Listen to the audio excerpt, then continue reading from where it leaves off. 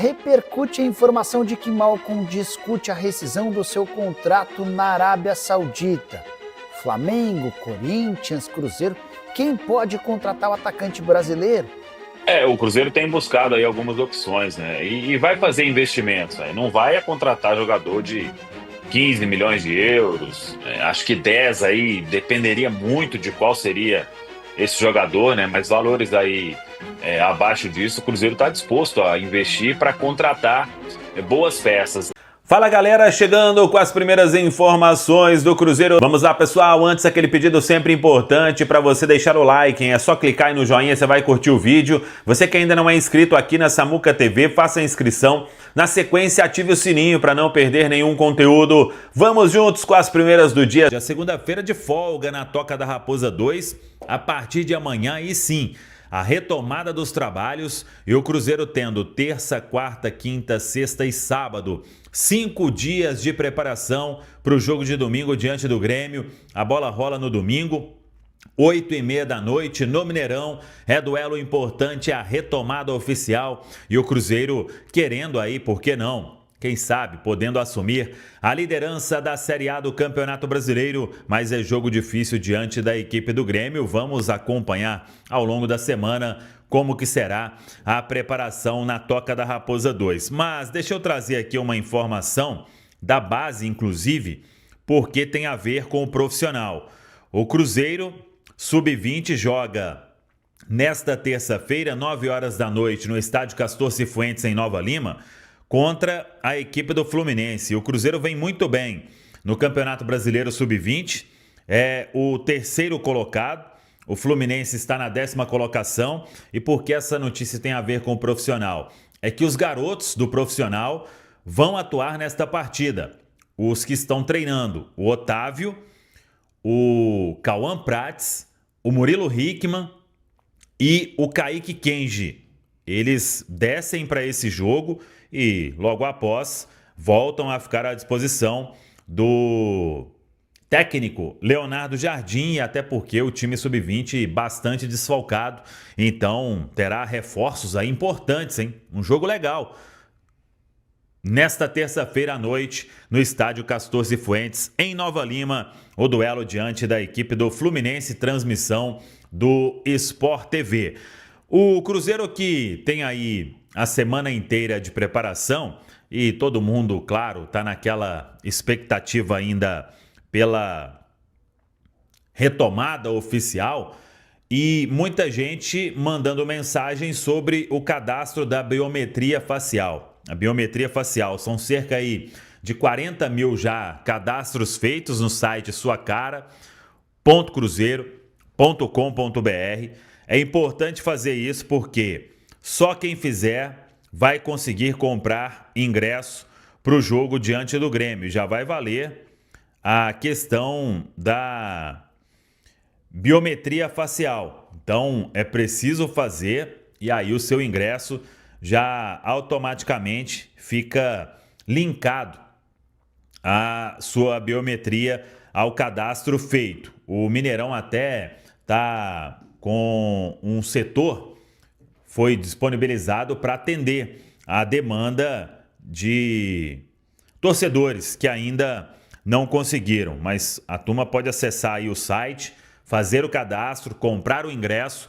Muita gente até falando sobre as mudanças que são aí de acordo com a lei e o Cruzeiro informando o seguinte: o seu ingresso está no seu CPF. Por exemplo, o meu sócio é o CPF, então quando eu compro, ele já vai estar diretamente ligado à minha biometria facial e por isso não é possível eu transferir o meu ingresso. Já os que eu compro adicionais, aí sim podem ser transferidos para o CPF que estiver cadastrado ali na biometria facial. A venda de ingressos ainda não teve parcial, mas o Cruzeiro deve divulgar aí nas próximas horas, né? Nesta terça, cerca aí de 15 a 20 mil ingressos já vendidos para uma previsão que o Mineirão registrou para este compromisso. Isso está registrado em ata de 50 mil torcedores. Eu acho que apesar desta novidade, né, o público Independentemente disso, claro que vai afetar um ou outro, mas teremos aí um grande público e tomara que teremos mesmo um grande público no Mineirão no domingão, porque o Cruzeiro precisa do apoio da torcida. A principal informação desta segunda-feira é que finalmente foi assinado o contrato de 5 temporadas de Cauã Batistella. Tudo certo, a multa aumentando em algumas vezes em relação ao que era. Se antes a multa era ali perto, aconteceu, por exemplo, com o Vitor Roque, agora algumas vezes a mais, nenhum clube do Brasil chegaria e pagaria o valor desta multa. E, claro, o Cruzeiro agora tem planos para o atleta que vai seguir à disposição ali jogando no time sub-20, mas a tendência de que treine mais vezes, sendo observado pelo técnico Leonardo Jardim, o profissional, na Toca da Raposa 2. Ele vai seguir aí um cronograma especial e o Cruzeiro quer sim também apostar numa evolução do Cauã Batistella treinando mais vezes com o profissional na Toca da Raposa 2. É o que deve acontecer agora que o novo contrato está assinado de 5 temporadas, multa para o exterior, aí nenhuma preocupação, porque o Cruzeiro ele coloca um valor muito alto. Isso é permitido em contrato quando é multa para o exterior. Para o Brasil, tem a ver com o valor do salário, mas como o salário agora aumenta em algumas vezes, a multa aumenta em algumas vezes. Mas, ô Samuca, você falou sobre o Jardim não mexer tanto no time, até porque quando mexe acontece isso, até porque o Cruzeiro não tem um elenco tão recheado. O Cruzeiro tem 11 jogadores que conseguem jogar contra qualquer time do Campeonato Brasileiro e mostrou isso nesse primeiro turno. Nessa primeira parte, né? A gente ainda nem fechou o primeiro turno.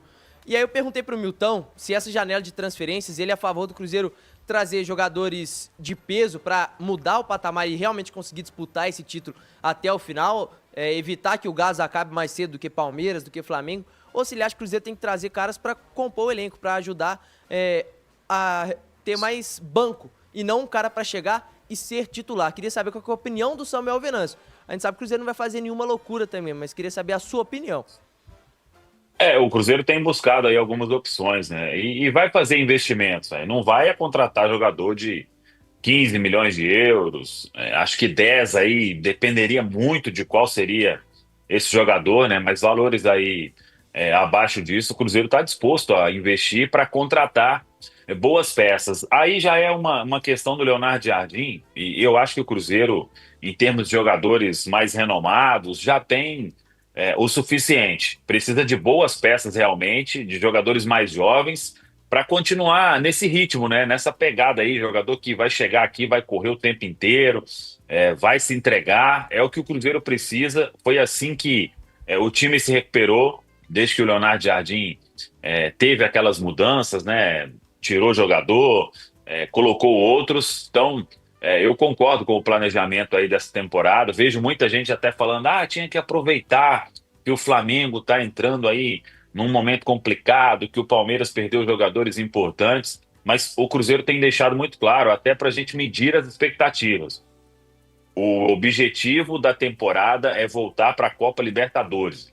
Se vier um algo a mais, melhor ainda. Mas o torcedor, ele precisa estar junto com isso, porque se você mira muito alto aí, às vezes a gente volta para uma Libertadores, a pessoa vai se frustrar porque ela não estava ali com as expectativas nos seus devidos lugares. Mas acho que vamos trazer aí alguns jogadores bons para completar este elenco aí e ter boas peças nessa retomada. E Malcom, e a grande bomba das últimas horas, o atacante brasileiro, um dos grandes destaques do Al Hilal, pode ter seu contrato rescindido, apesar de ter mais 2 anos com o time saudita.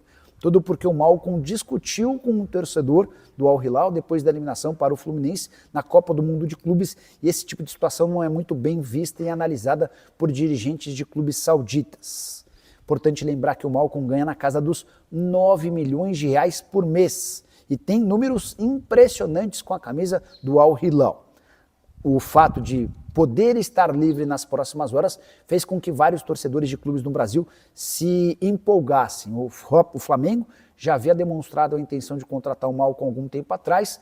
Já o Corinthians se baseia numa declaração recente do Malcom, dizendo que por ser filho do terrão e torcedor corintiano fanático, um dia voltará ao clube. Inclusive a patrocinadora master do Corinthians, a Esportes da Sorte, se aproveitou dessa situação para fazer uma postagem fazendo referência a essa declaração do Malcom e perguntando se o torcedor corintiano aprovaria. Foi o suficiente para que muitos torcedores alvinegros entendessem que a Esportes da Sorte estaria disposta a ajudar com o pagamento dos salários. Conversei com um familiar do Malcom e ouvi que o atacante não pretende voltar ao Brasil por agora. A avaliação de que ele é muito novo e ainda tem lenha para queimar no exterior. É possível, inclusive, que surja uma proposta do rival do Al Hilal, do Al Nassr, de Jorge Jesus e Cristiano Ronaldo, para que ele se torne parceiro de ataque do CR7. Diante desse cenário, não estou otimista em relação à chance de o Malcom voltar, mas aguardemos cenas dos próximos capítulos. Diante do jogo, do primeiro tempo bom, do segundo tempo que não foi tão bom, qual a sua avaliação do Cruzeiro nos dois jogos? Ah, mas eu já avaliei o jogo anterior. Sim, estou fazendo um combo dos dois jogos. Qual a sua avaliação e como é que você acha que o Cruzeiro volta para o Campeonato Brasileiro a partir do final de semana? Boa tarde, bem-vindo. Boa tarde, HG, a todos no estúdio, a quem nos acompanha em casa, por toda Minas Gerais e pelo mundo. Eu acho que o Cruzeiro já mostrou uma evolução física, né, do primeiro jogo para o segundo, normal, porque naquele primeiro jogo apenas 6 sessões de treinos após 15 dias de férias. Em que pese os jogadores, quando ficam em férias, não ficam numa situação como nós, né, seres comuns que não somos jogadores de futebol. Existe um cronograma a ser seguido, mas ficam sem aquele estímulo, aquele tipo de treinamento que acontece quando a temporada está acontecendo. Então ontem eu observei principalmente nos primeiros 45 minutos, o campo não ajudou muito, né? Era um campo que os jogadores precisavam, como disse o Jardim, de dar 2 toques na bola para dominá-la. Mas o Cruzeiro criou muitas oportunidades dentro daquelas situações que a gente vê o Cruzeiro criar oportunidades, especialmente nos 2 últimos meses antes da parada para a Copa do Mundo de Clubes, né? O Matheus Pereira fazendo gol, o Caio Jorge se movimentando, o Kaique muito ativo pelo lado esquerdo do campo, pelo outro lado o William, o Christian também aparecendo muito, e o Cruzeiro acaba vencendo. Acho que o resultado, com sinceridade, é o de menos, mas sempre que uma equipe está realizando, mesmo que seja a ideia de um torneio amistoso, como foi esse, aliás, os argentinos são sempre muito competitivos. O Banfield, para mim, até usou de algumas faltas um tanto mais exageradas, mas se você for olhar no contexto competitividade, isso agrega, né? Mas em algumas situações, alguns jogadores, o Romero e o Christian, até flertaram com uma possibilidade de uma contusão, algo que não era o que o Cruzeiro queria. O que o Cruzeiro queria e acaba acontecendo são esses 2 jogos, agora com uma competitividade importante. Repito, os argentinos sempre são equipes que não entregam nada de graça, e o Cruzeiro volta todas as suas atenções para a volta deste campeonato. Não creio que será o Cruzeiro no mesmo ritmo que terminou jogando contra o Palmeiras, mas vai ser um Cruzeiro melhor. Eu estava conversando com esse jogador ontem, o HG, ele falando o seguinte: mesmo com os jogadores voltando das férias nesses períodos e sabendo da necessidade de competir, o jogador ele consegue dar uma certa segurada, uma dosada. E é um ex-atleta falando a respeito disso e dizendo que no próximo domingo a coisa já vai ser bem diferente, HG.